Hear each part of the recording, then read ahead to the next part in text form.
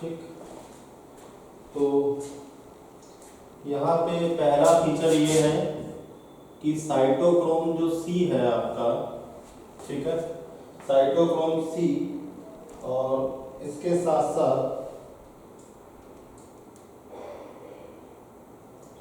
आपका UQ, ठीक, ये आपके मोबाइल इलेक्ट्रॉन कैरियर है, ठीक, यूबिक्विनोन है ना, ये आपके मोबाइल इलेक्ट्रॉन कैरियर है ETS के, ठीक। इसकी बात कर रहे हैं साइटोक्रोम सी, और UQ की बात कर रहे हैं, यूबिक्विनोन की बात कर रहे हैं, ठीक है ना। तो ये आपका जो है मोबाइल कैरियर है, ठीक। अब जो साइटोक्रोम सी है, साइटोक्रोम सी की अगर हम बात करें तो साइटोक्रोम सी जो है ये एक प्रकार का एक स्मॉल प्रोटीन है। Cytochrome c is a small protein. Cytochrome c जो है वो एक स्मॉल प्रोटीन है, ठीक है ना, जो कि इनर सरफेस के आउटर मेम्ब्रेन में attach to the outer surface, inner membrane के आउटर सरफेस पे attach to the outer surface of the inner membrane, inner membrane के आउटर सरफेस पे है, और उसी के साथ ये एक इलेक्ट्रॉन कैरियर की तरीके acts as a electron carrier, electron carrier के तरीके एक्ट करता है, ठीक।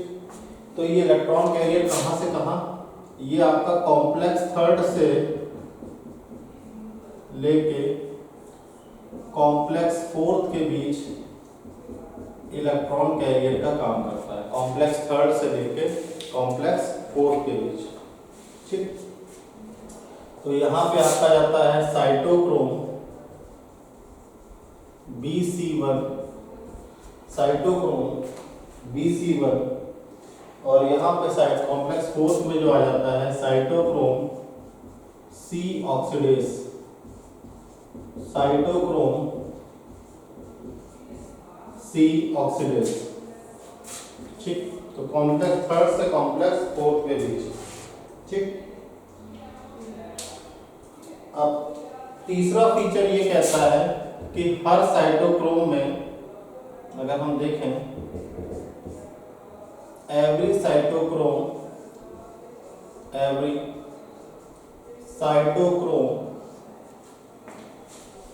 has iron with variable valency, has iron with variable valency, has iron with variable valency। तो हर साइटोक्रोम में आयरन जो है उसमें एक वेरिएबल वैलेंसी होती है, ठीक है ना। तो अगर आप देखेंगे कि यहाँ पे आयरन की वैलेंसी 3 होती है, Fe++ और ये बाद में Fe++ हो जाती है, ठीक है ना, Fe++ से Fe++ हो जाती है। तो इससे ये इलेक्ट्रॉन के ट्रांसफर करने में हेल्प होती है, दस help in transfer of electrons. तो देखिए पहली बात हमने बताई कि साइटोक्रोम सी और UQ मोबाइल कैरियर है, इलेक्ट्रॉन कैरियर है ETS के। साइटोक्रोम सी एक स्मॉल प्रोटीन है जो कि इनर मेम्ब्रेन के आउटर सरफेस में अटैच होता है और इलेक्ट्रॉन कैरियर की तरीके एक्ट होता है। कॉम्प्लेक्स थर्ड से कॉम्प्लेक्स फोर्थ तक साइटोक्रोम BC1 से साइटोक्रोम C ऑक्सीडेज तक जाते हैं, ठीक। इसके बाद अगर आप देखेंगे जो ऑक्सीजन का रोल है, role of O2, role of O2 की बात करें तो रोल ऑफ O2 जो है वो लिमिटेड है terminal stage of the process, to the terminal stage of the process, ठीक। तो साइटो रोल ऑफ O2 जो है वो लिमिटेड है terminal stage of the process. तो ये आपके स्पेशल फीचर्स हैं ETS के, ठीक है ना। इसके अलावा एक इम्पॉर्टेंट पॉइंट ये आता है इसमें कि जो साइनाइड है, साइनाइड आपका साइटोक्रोम सी की एक्टिविटी को इनहिबिट कर देता है, inhibits the activity of cytochrome c, cytochrome c की एक्टिविटी को इनहिबिट कर देता है। ठीक है, तो यहाँ पे साइटोक्रोम सी ऑक्सीडेज जो होता है इसकी एक्टिविटी बिल्कुल बंद हो जाती है। ठीक, जिसकी वजह से आपका ऑक्सीडेशन कैटेलाइज हो जाता है। किस चीज का ऑक्सीडेशन कैटेलाइज होता है? ऑक्सीडेशन कैटेलाइज होता है आपका साइटोक्रोम A3 का ऑक्सीडेशन। आप देखेंगे कि साइटोक्रोम A3 का ऑक्सीडेशन कैटेलाइज हो जाता है और ऑक्सीजन का रिडक्शन हो जाता है, एंड रिडक्शन ऑफ ऑक्सीजन, ठीक, एंड रिडक्शन ऑफ ऑक्सीजन। तो ये कुछ स्पेशल फीचर्स थे ATS के, इनको हमने देखा कि साइटोक्रोम सी और UQ जो है मोबाइल इलेक्ट्रॉन कैरियर्स हैं ATS के। साइटोक्रोम सी एक स्मॉल प्रोटीन अटैच है जो कि इनर मेम्ब्रेन के आउटर सरफेस पे है as a electron carrier. Complex third से कॉम्प्लेक्स फोर्थ तक की यात्रा पूरी करता है। हर साइटोक्रोम में एक आयरन होता है जिसकी वेरिएबल वैलेंसी होती है, जो कि इलेक्ट्रॉन को ट्रांसफर करने में सहायक सिद्ध होता है, मददगार सिद्ध होता है। ऑक्सीजन का रोल बहुत लिमिटेड होता है टर्मिनल स्टेज तक। ठीक, तो इस प्रकार से हम देखते हैं कि साइनाइड जो है वो साइटोक्रोम सी ऑक्सीडेज की, देखिए साइटोक्रोम सी ऑक्सीडेज वगैरह ये सब हमने क्या पढ़ा था, कंपोनेंट बताए थे आपको ATS के कंपोनेंट बताए थे। ठीक है ना, तो आप देखते हैं कि ये आपका साइनाइड नाम का जो पदार्थ है ये साइटोक्रोम सी ऑक्सीडेज की एक्टिविटी को इनहिबिट कर देता है और इसको कैटेलाइज कर देता है, इसके साइटोक्रोम A3 के ऑक्सीडेशन को कैटेलाइज कर देता है, ऑक्सीजन को रिड्यूस कर देता है। ठीक, तो इस प्रकार का जो रेस्पिरेशन होता है, this type of respiration, this type of respiration is termed as इस तरह का जो रेस्पिरेशन होता है इसको हम साइनाइड रेजिस्टेंस रेस्पिरेशन कहते हैं। इसको हम कहते हैं साइनाइड रेजिस्टेंस रेस्पिरेशन, इसको हम कहते हैं साइनाइड रेजिस्टेंस रेस्पिरेशन। ठीक, तो इस प्रकार से ही कुछ हमारे फीचर्स थे, इनको नोट डाउन कर लीजिए। आगे हम लोग ATS का डायग्राम बनाएंगे।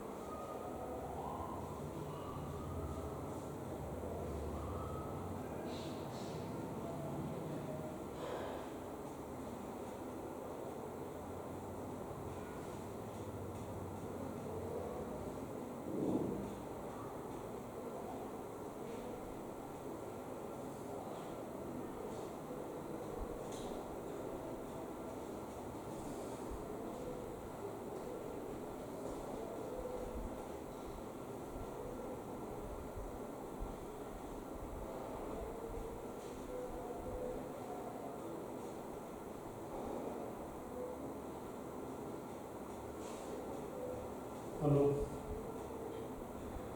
हाँ भैया, हाँ तो 3:30 तक आ जाऊँगा मैं, है ना? हाँ हाँ, 3:30 बजे तक आऊँगा क्योंकि तभी क्लास छूटेगी ना। हाँ अभी ना बनवाओ, 3:30 के बाद ही बनवाना है ना? ठीक।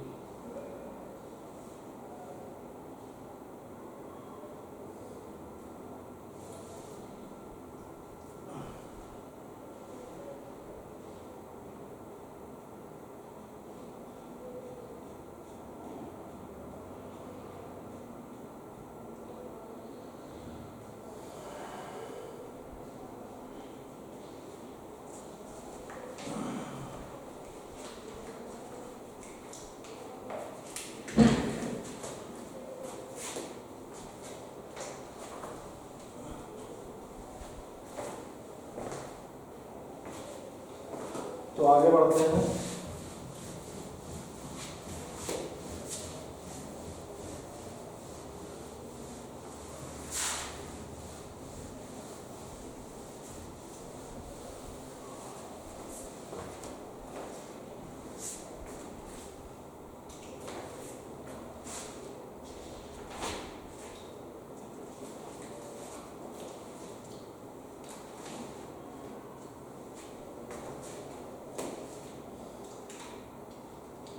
तो अब हम लोग नेक्स्ट पढ़ेंगे एम्फीबोलिक पाथवे। एम्फीबोलिक पाथवे, ठीक है ना?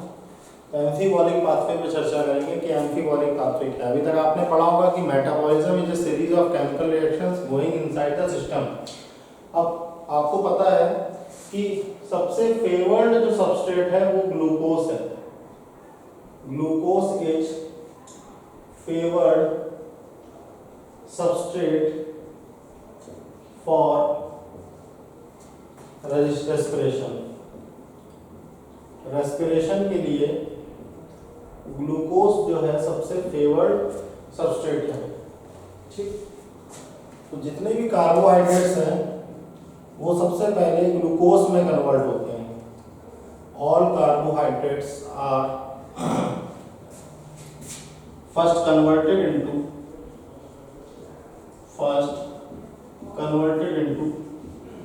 ग्लूकोज। जितने भी कार्बोहाइड्रेट्स हैं वो पहले किस में कन्वर्ट होते हैं? ग्लूकोज में कन्वर्ट होते हैं। All carbohydrates are first converted into glucose, ठीक है। Before they are used for respiration, before they are used for respiration में यूज होने से पहले सभी कार्बोहाइड्रेट्स ग्लूकोज में कन्वर्ट होते हैं, ठीक।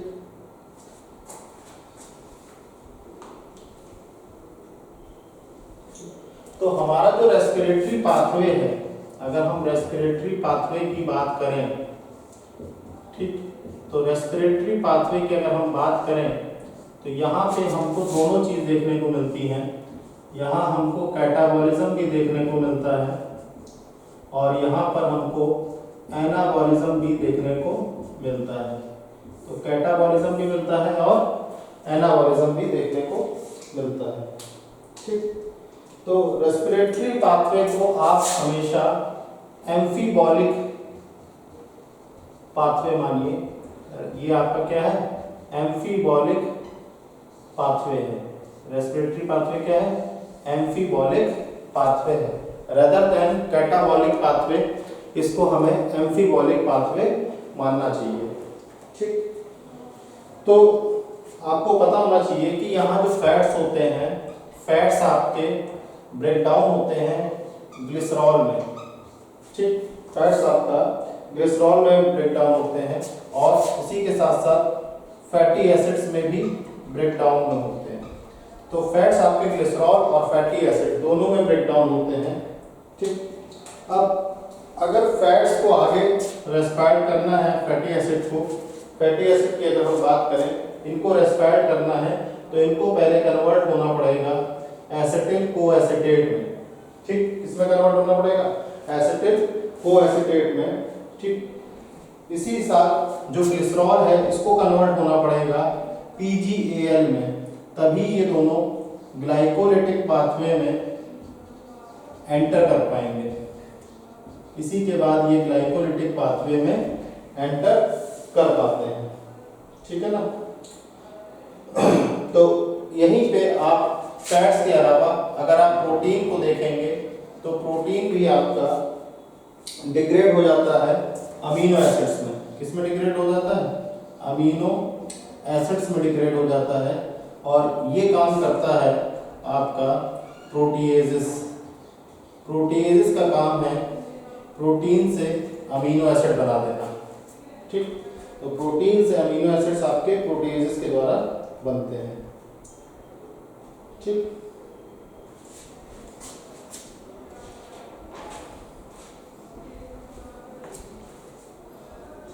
तो यहाँ पे एक पूरी टेबल बन जाती है। तो आप देखेंगे ये है हमारे फैट्स, ठीक है ना। इसके बाद यहाँ पे हैं हमारे कार्बोहाइड्रेट्स,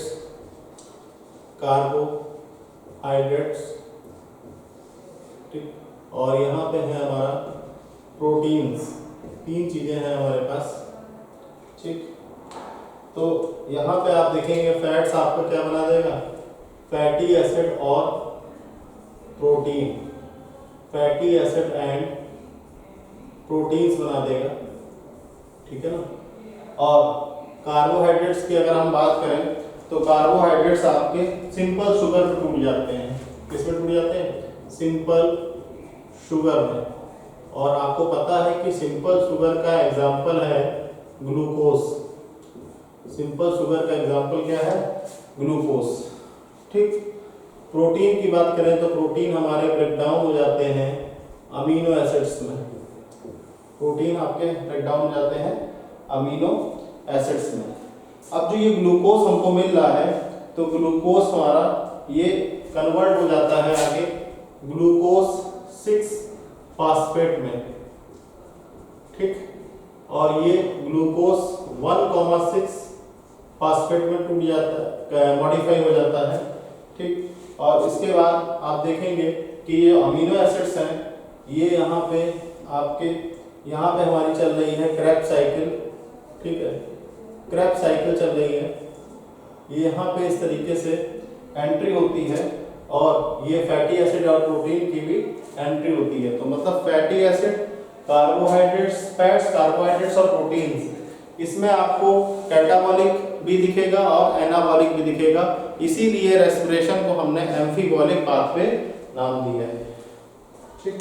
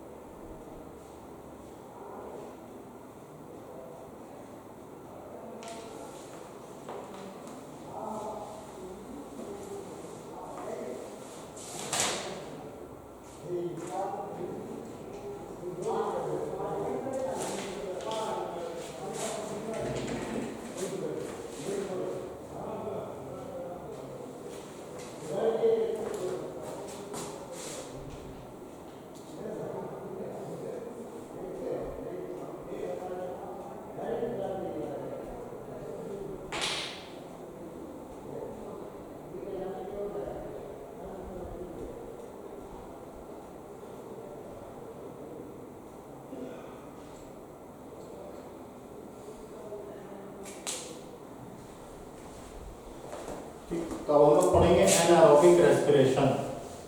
क्या पढ़ेंगे? Anaerobic respiration.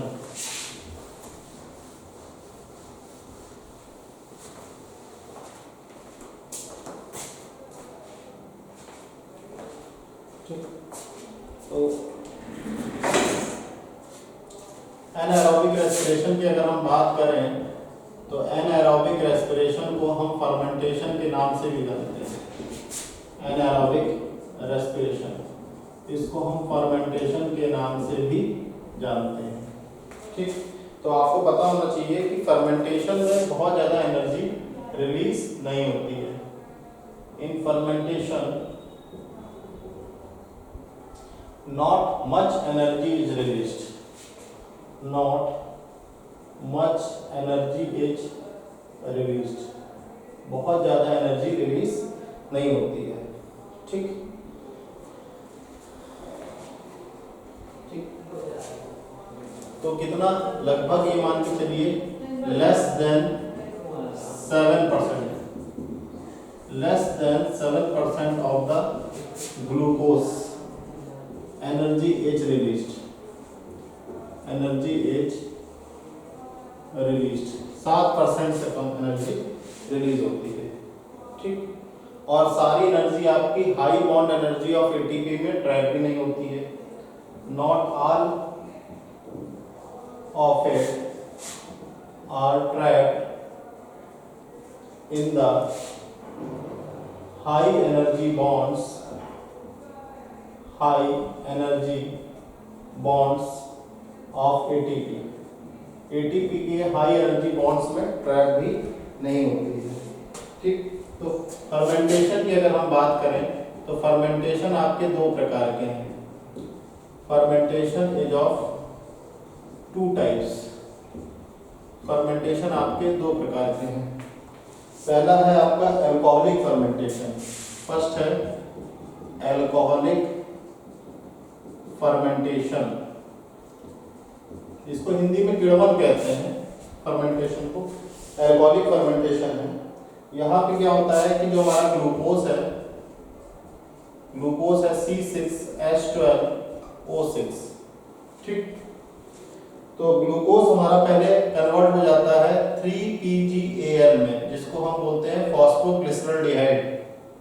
ठीक, ये एक प्रकार का, इसको हम ट्रायोस फॉस्फेट भी कहते हैं, ट्रायोस फॉस्फेट भी बोलते हैं। यहाँ पे आपके 2 ATP का एक्सपेंडिचर होता है, जो आपको 2 ADP के फॉर्म में कन्वर्ट होते हुए मिलता है।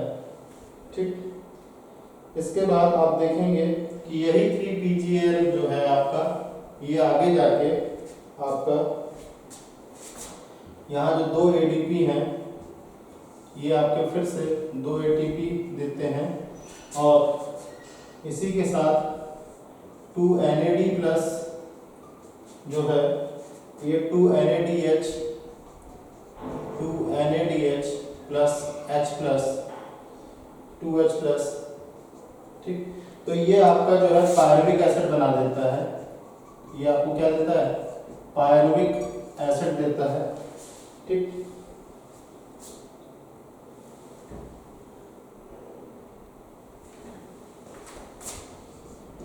CH3COOH, ये आपका हो गया पायरुविक एसिड। ठीक है ना, इसको हम कहते हैं पायरुविक एसिड। यहाँ भी आप देखेंगे 2 ADP आपका कन्वर्ट हो रहा है 2 ATP में।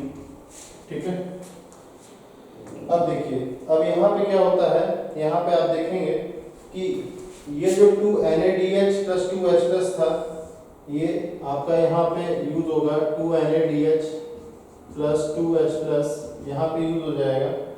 ठीक, और ये जो 2 NAD है, ये यहाँ पे आप देखेंगे 2 NAD प्लस आ जाएगा।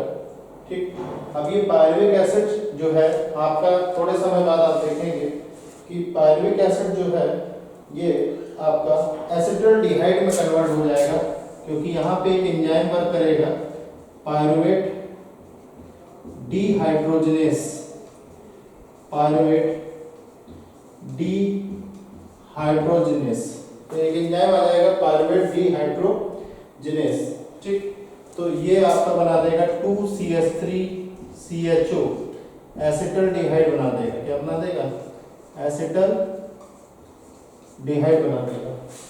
ठीक, और ये आपका बना देगा 2C2H5OH यानी इथाइल अल्कोहल C2H5OH। और ये दोनों का यूज आपको यहाँ पे दिखेगा 2NADH का और 2NAD+ का। ठीक, तो यहाँ पे आप देखेंगे कि एक एंजाइम वर्क करेगा जिसका नाम है अल्कोहल डिहाइड्रोजिनेस। अल्कोहल डिहाइड्रोजिनेस नाम का एंजाइम यहाँ पे वर्क करेगा। ठीक,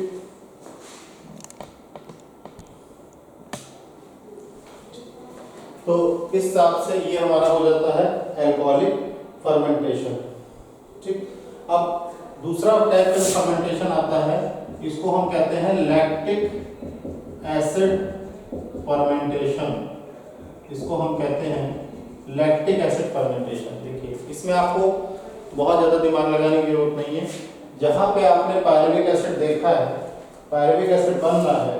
ठीक, अब देखिए यही पायरुविक एसिड में जो एंजाइम यहाँ पे आपका पायरुवेट डिहाइड्रोजिनेस वर्क कर रहा था, यहाँ पे एक step at the step of getting pyruvic acid, जहाँ पे आपको पायरुविक एसिड मिल रहा है, तो जहाँ पे आपको पायरुविक एसिड मिल रहा है एक दूसरा एंजाइम वहाँ पे एक्ट करने लगता है।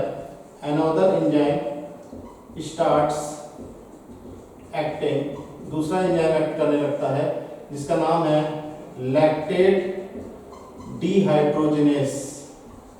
क्या नाम है? Lactate dehydrogenase. ठीक, और आपको जो एंड प्रोडक्ट मिलता है वो एंड प्रोडक्ट कहलाता है लैक्टिक एसिड। इस एंड प्रोडक्ट को हम कहते हैं लैक्टिक एसिड। तो बस यही अंतर है, एक प्रकार से ये क्या है? एनारोबिक रेस्पिरेशन है। ठीक, तो बच्चों आज के लिए इतना ही काफ़ी है, और इसी के साथ आपका जो है ये चैप्टर कल एक क्लास और होगी और लगभग कल ये चैप्टर आपका खत्म हो जाएगा। तो thank you class, please note down.